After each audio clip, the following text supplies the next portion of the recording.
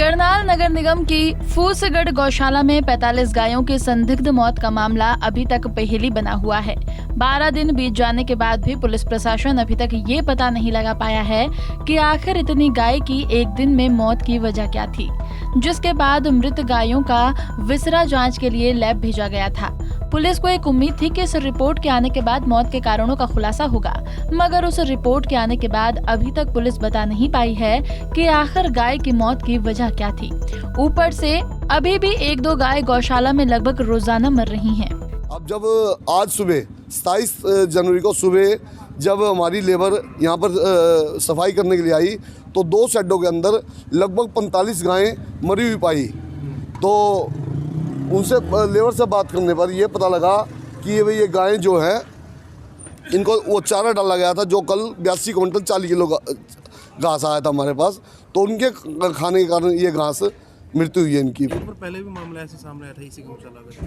नहीं, ऐसा इससे पहले कोई घास खाने से वाला मामला नहीं था, वो कोई और मामला था, लेकिन वो मामला इससे संबंधित नहीं था। एक्चुअली डिपार्टमेंट एनिमल हस्बेंड्री से हम लगातार सुबह शाम यहाँ पे दौरा कर रहे हैं, देख रहे हैं कुछ कमियां देख रहे हैं। आज डीएमसी साहब थे साथ में, तो एक मौके पे देखा गया कि कहाँ क्या सुधार की आवश्यकता है। वो सभी शेड में जाके देखा, चिकवाड़ देखा, इधर चारे की व्यवस्था देखी, मशीनें देखी, शेड को देखा। भाई जहाँ भी कुछ कमियां लगती हैं उनको तुरंत मौके पे उनको निर्देश दिए गए कि अपनी तरफ से उनको ठीक करवा दिया जाए। तो कुछ कमियां पाई गई हैं? हाँ, थोड़ी बहुत कमी, काफी कुछ कमियां हैं। अब हमको सिकवाड़ अलग बना रहे हैं, कुछ एज वाइज को अलग अलग कर रहे हैं, शिफ्ट करेंगे सबको ताकि एक सुचारू रूप से एक व्यवस्था की जाए। इतनी बड़ी संख्या में सरकारी गौशाला में गायों की मौत के बाद प्रशासन ने जांच के लिए हाई लेवल कमेटी गठित की थी, जो अब विसरा रिपोर्ट आने के बाद पशु चिकित्सकों से बातचीत कर गायों की मौत की वजह पता लगाने में जुटी है।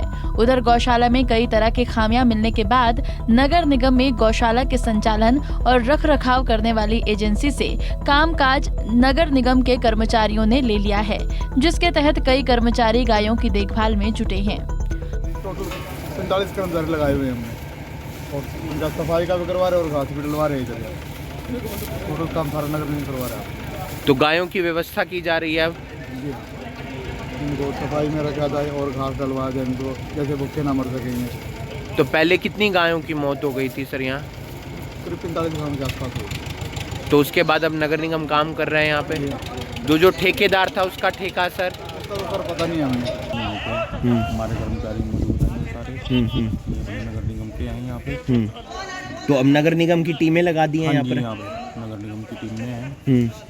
कितनी टीमें लगा दी हैं सर? यहाँ पे 40-45 बंदे अपने जो है अपनी साफ सफाई, इनके लिए चारा वगैरह सब, गोबर उठाना, सब काम सुबह के 7 बजे से लेकर अब तक लग रहे हैं और अब भी आगे भी काम कर रहे हैं। गौशाला के पूर्व संचालक और बाकी लोगों का मानना है कि जहरीले पदार्थ की वजह से गौशाला में इतनी सारी गायों की मौत हुई है, मगर करनाल में इतना गायों की संदिग्ध मौत के बाद राजनीतिक दल भी इस मामले में खानापूर्ति की जगह हाई कोर्ट के सिटिंग जज से जाँच कराने की मांग में लग गए हैं।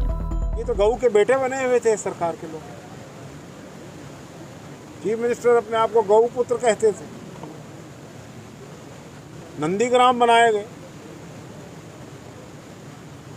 गऊ को माता हम भी कहते हैं, वो भी कहते हैं, लेकिन गऊ के नाम पर इतना बड़ा आडंबर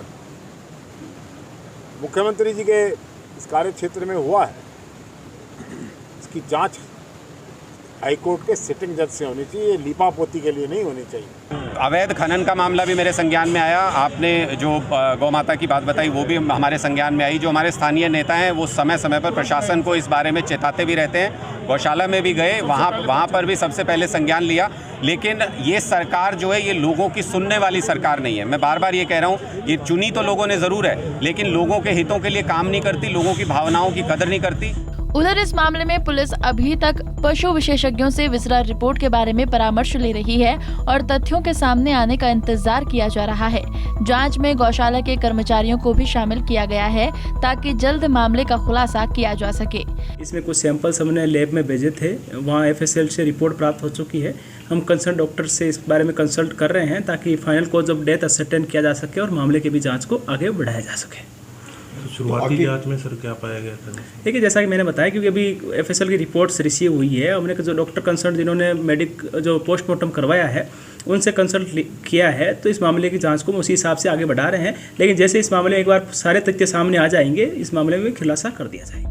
नगर निगम के अधिकारी लगातार निरीक्षण कर रहे हैं और निरीक्षण के दौरान पाया गया था कि गौशाला और नंदीशाला में सफाई व्यवस्था के साथ साथ गोबर उठाने का बेहतर इंतजाम नहीं किया गया है। इसी प्रकार बीमार पशुओं की उचित देखरेख नहीं पाई गई और न ही चारा डालने की व्यवस्था संतोषजनक पाई गई। गायों की चिकित्सा के प्रबंध भी पर्याप्त नहीं पाए गए थे, जिसके चलते संबंधित एजेंसी को नोटिस भेजा गया था, मगर संतोषजनक जवाब न मिलने पर उनसे कामकाज का जिम्मा वापस ले लिया गया है। मगर सवाल अब भी वही है कि आखिर एक ही दिन में इतनी गाय कैसे मारी गई। करनाल से bureau report, Punjab Kesari TV.